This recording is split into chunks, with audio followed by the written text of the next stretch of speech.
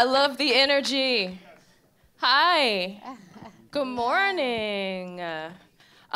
So we're gonna have some fun. This is gonna be great. Two people that I have come to know in the last year. We're gonna talk about navigating Silicon Valley as a minority in tech. I'm gonna let them introduce themselves with their stories because that's how we're gonna kind of kick this off.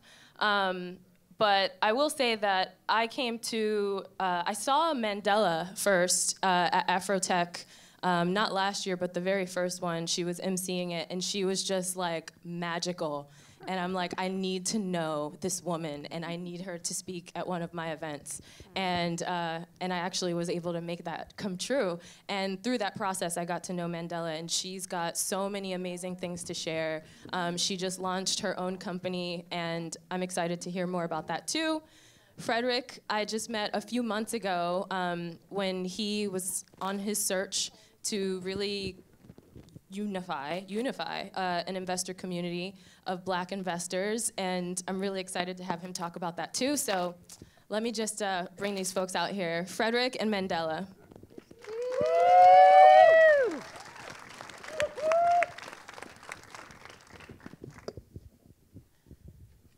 Come on in, get cozy, snuggle up front with us. Hello. And start thinking of your questions, because we're gonna open it up for Q&A. These lights are bright. All right, so while we wait for people to still get seated, how about we start with sharing our journeys? Okay, you want me to go first? Hi, everybody. Welcome. How are you guys doing? All right, let's try it again. How you guys doing? Come on. I didn't drive all the way from Oakland for this. Okay. So nice to meet you. Thank you so much, Aniyia, for sharing that story about Afrotech. My name is Mandela, and I am the founder of something called Founder Gym.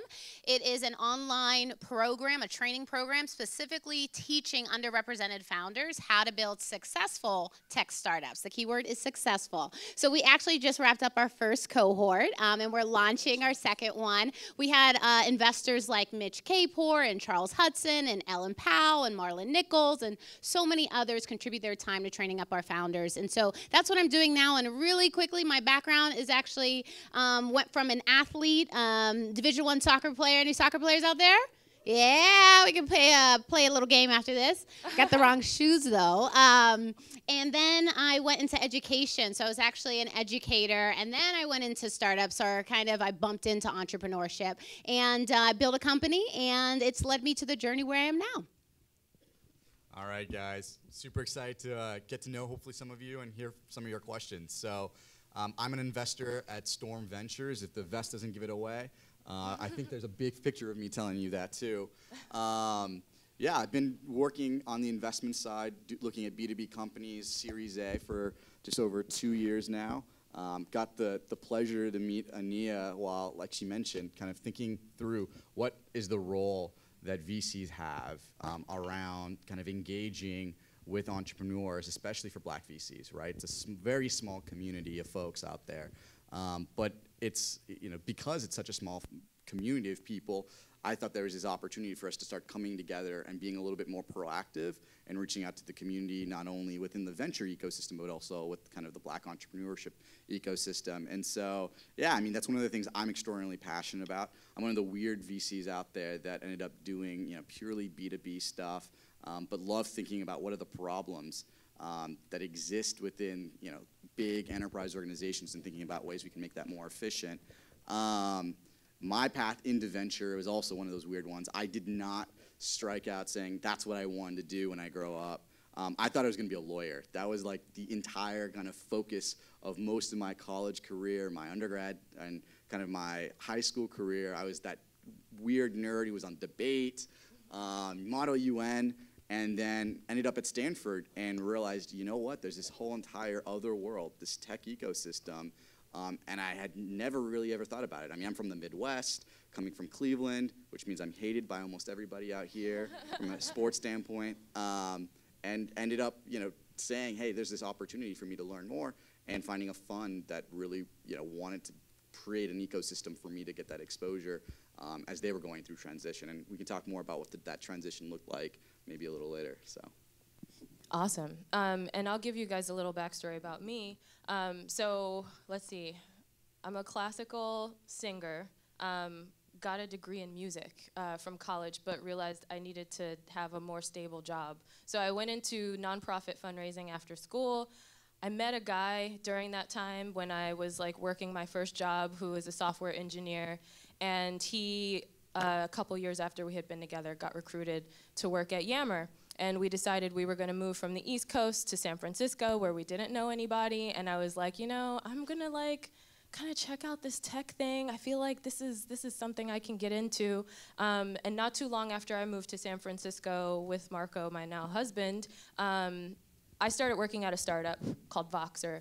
And I feel like maybe this room looks kind of young-ish, and you guys might not know anything about Voxer, but they had a day where this was like pre-Snapchat, like all of the messaging apps that people use now, but it's basically like a walkie-talkie for smartphones. And through that experience, I essentially went from kind of starting there as an office manager and navigating my way through that organization. By the time I decided to start Tinsel, I was running the marketing team there. And one day I just felt like I had this idea that was burning a hole in my brain. And it was a necklace that is also headphones, which I'm wearing right now. It's called Tinsel. And I'll demo it for you later if you want to see in the hall. But basically inside of this is a pair of headphones. And that journey was really interesting. I mean, obviously hardware is hard, but I will say that even despite all of the crazy experiences of being in Chinese factories and dealing with all of the things of manufacturing, the hardest part of the journey for me was getting investors to believe in me and in this vision and in this company enough to cut me checks to produce what is a very expensive operation.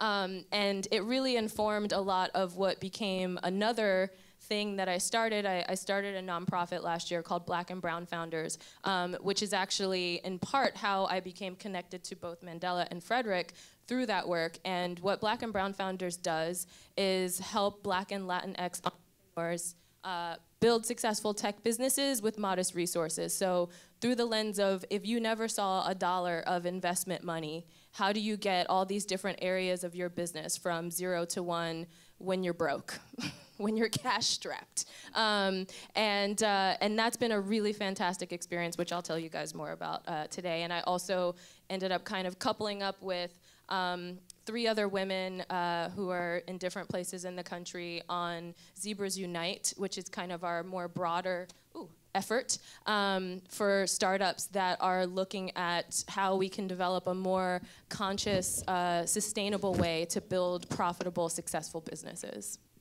And I'm going to just jump in and add one thing, because I think one of the cool things that Aniyya's work has looked at is alternate ways to build companies, right? And it's not always the case that venture makes the most sense. And I think there's a lot of just misinformation, and it's tough to figure out, like, how do you navigate how to figure out how to build a company, right? Especially when you're coming from a place of wealth, kind of trying to be the first generation of developing and building that wealth, right? Sometimes, you know, taking in dilutive capital like venture doesn't make as much sense if the exit scenarios are just kind of looking like they are not going to make that, you know, 500 million or plus exit.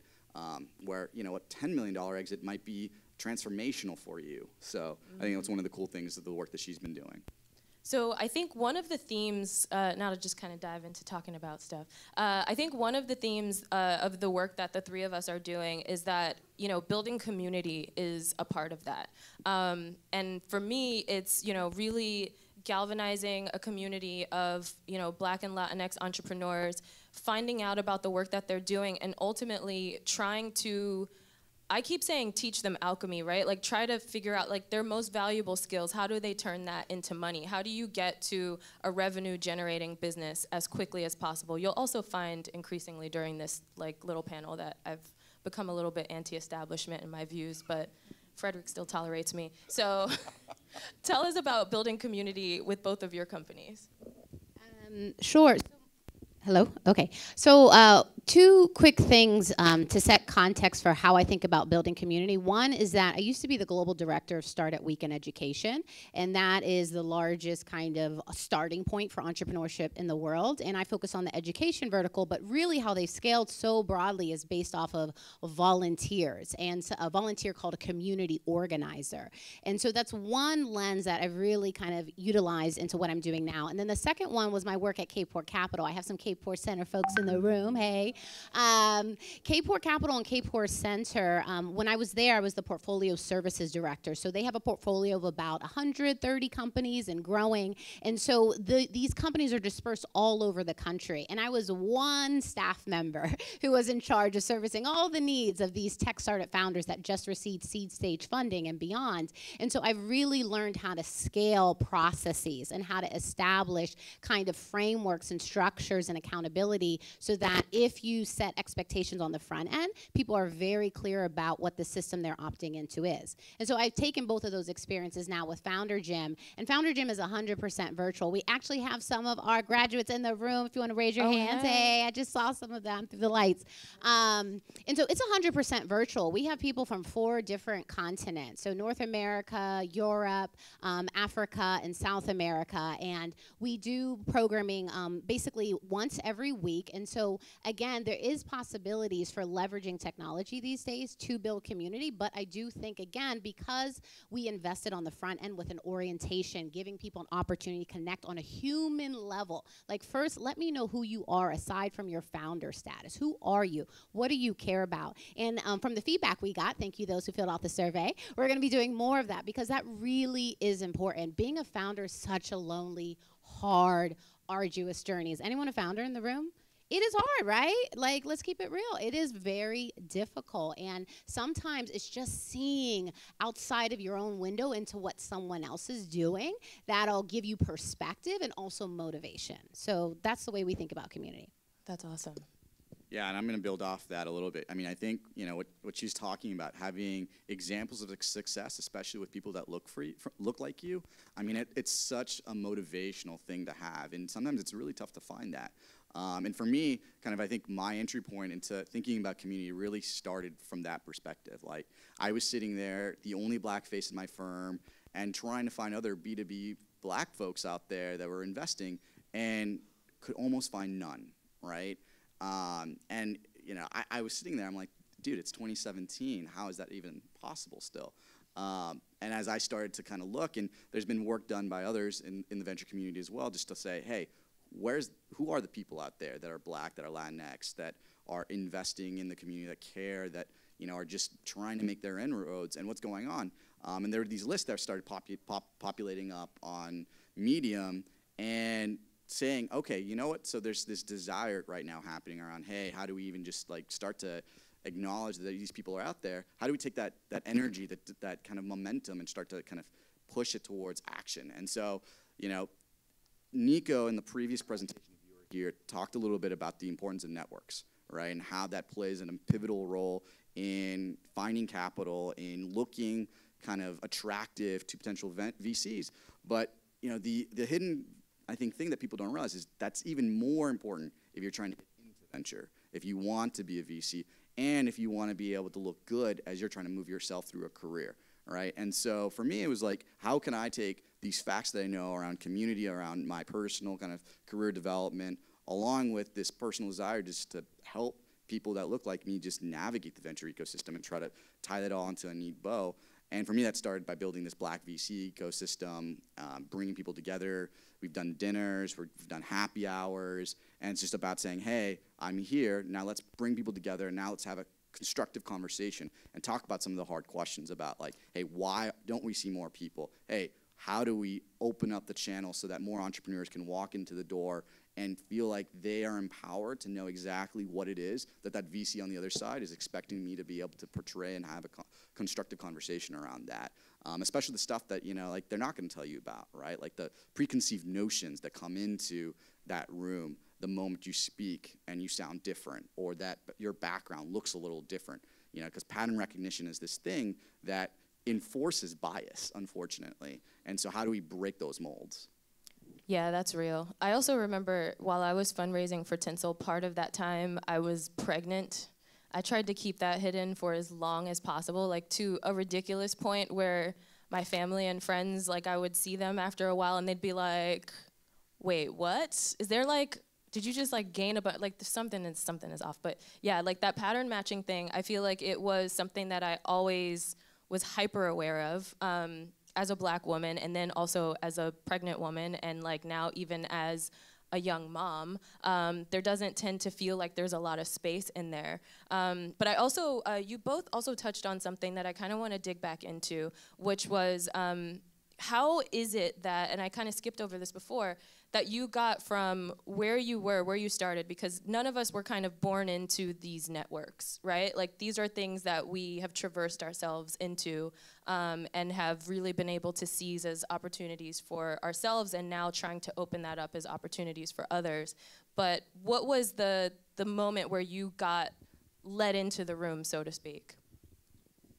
Mine's easy. I mean, without a doubt, it's Stanford, right? Like that opened the doors for me. I mean, I grew up in low-income communities, and getting into Stanford was transformational.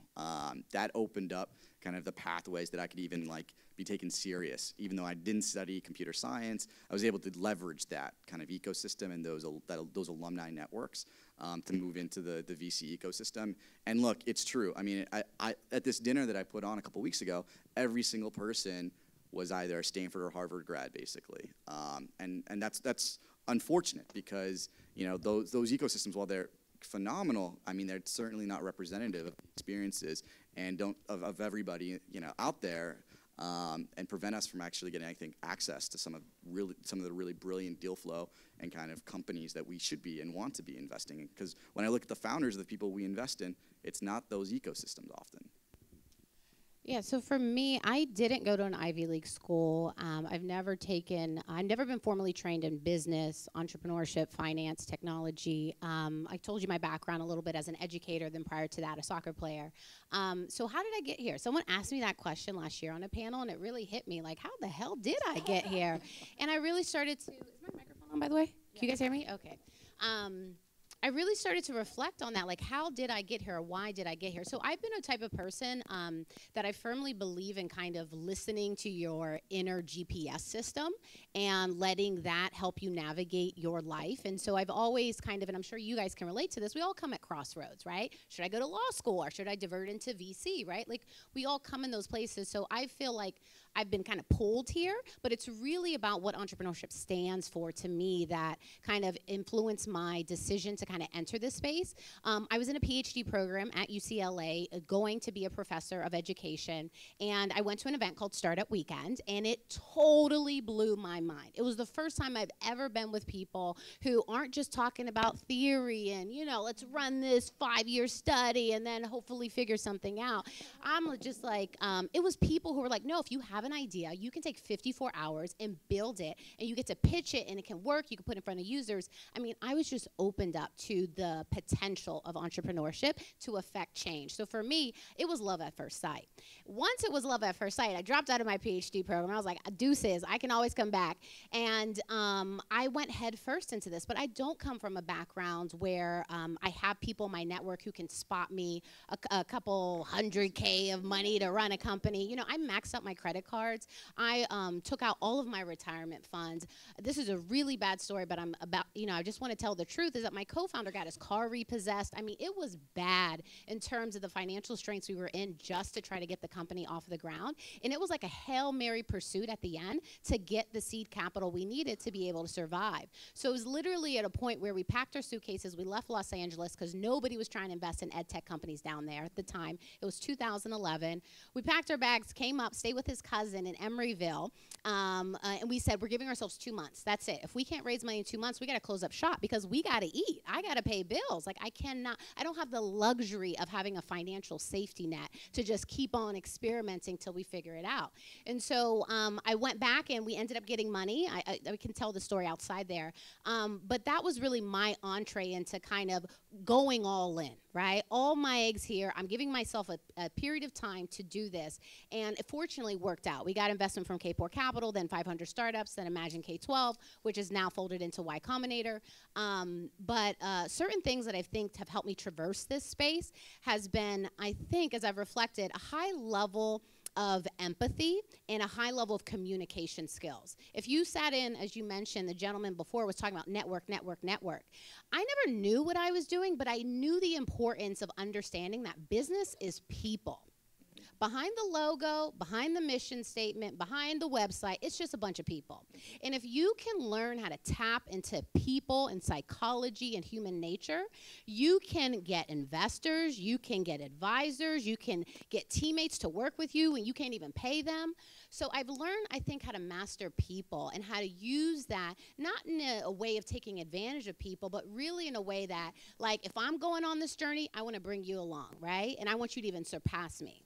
Yeah, and I know one of the things that you talk about in the talks that you give is like being able to really assess what it is that the person you're talking to wants and figuring out how can you give that to them, speaking their language, which I think is really powerful. So I know we don't have a ton of time left, but I do want to at least offer someone to ask a question. Ooh, there's two up front. Let me get her, and then if we can do you.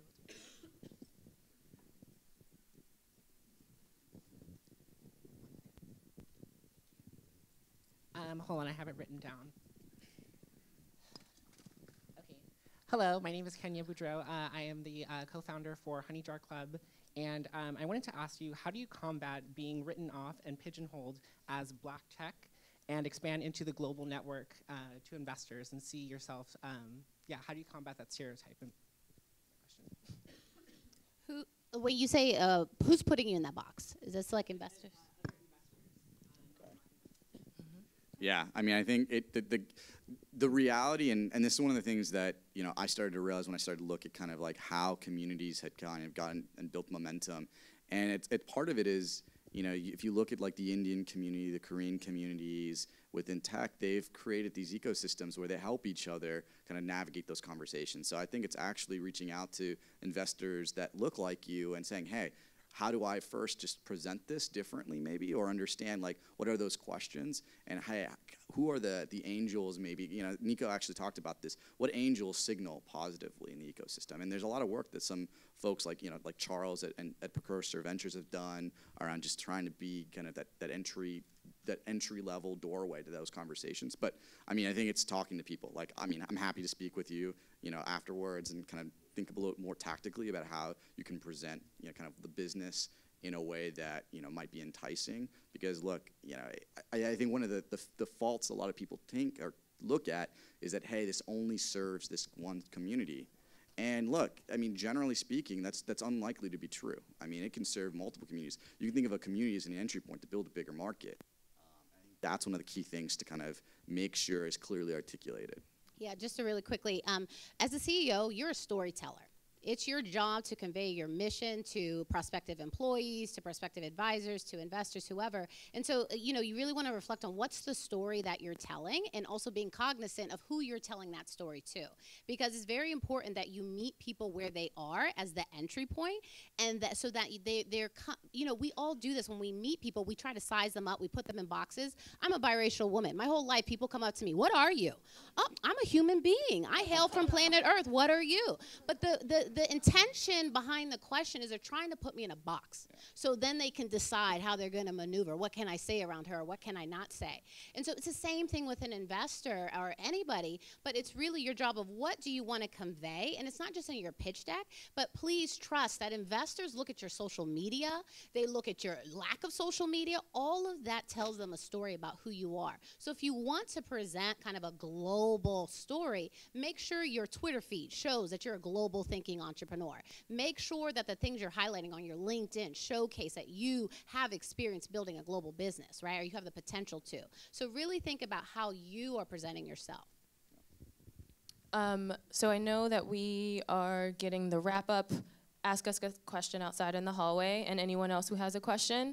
I just want to end with a final thought, final words of advice. Final words. Look, I mean, the the struggle is going to be hard. You know, I think that's the reality for all of you out there that are entrepreneurs. And, you know, VCs, I mean, our job is a lot easier than what you guys have to do every day.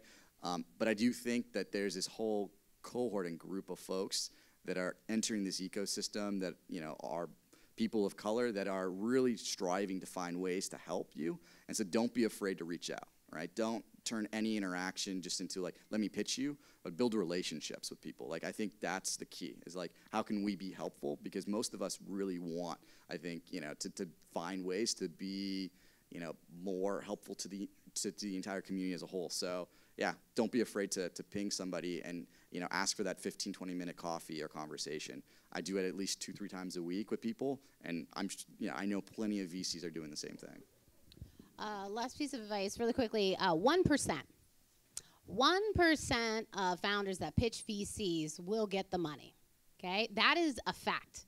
That is a fact across the board at Andreessen, at Kleiner, at Kapor. It is a fact, 1%. So just understand that the process to getting the money, it is going to be, what's the word I'm looking for? It's just going to be scattered with failure, okay? It's going to be scattered with failure along the way, so understand that and accept that that's a part of the journey. You don't have to take it personally, but you know that that's a part of the journey. And the most important thing is get clear on why. Why in the world are you really willing to put up with 99 no's to get that one yes? You need to be crystal clear, because it's going to be the hardest thing you ever do. And so many people I see are doing this for vanity reasons. They want to be able to put the founder on their LinkedIn. They want to be able to say they raised this. No, that's not a good reason for starting a business. So get really centered on, is this actually the path you want? And to what you were saying before and what Aniyia is doing, there are many ways to build a business. There are many ways to skin a cat. Venture capital is only one way. So also be open to exploring different ways. Thank you. Thank you for that. And I guess my final words would just be to remind everyone that you deserve to be here, and that your very presence in the room might inspire someone that you may never meet or never talk to, and that your contributions are as valuable as everyone else's. You may not be the person that changed the world, but your work could be something that sparks the person that does. Don't forget that. Thank you, guys. Let's hear it for this panel right here. Awesome job. Incredible stuff. Thank you so very much, guys.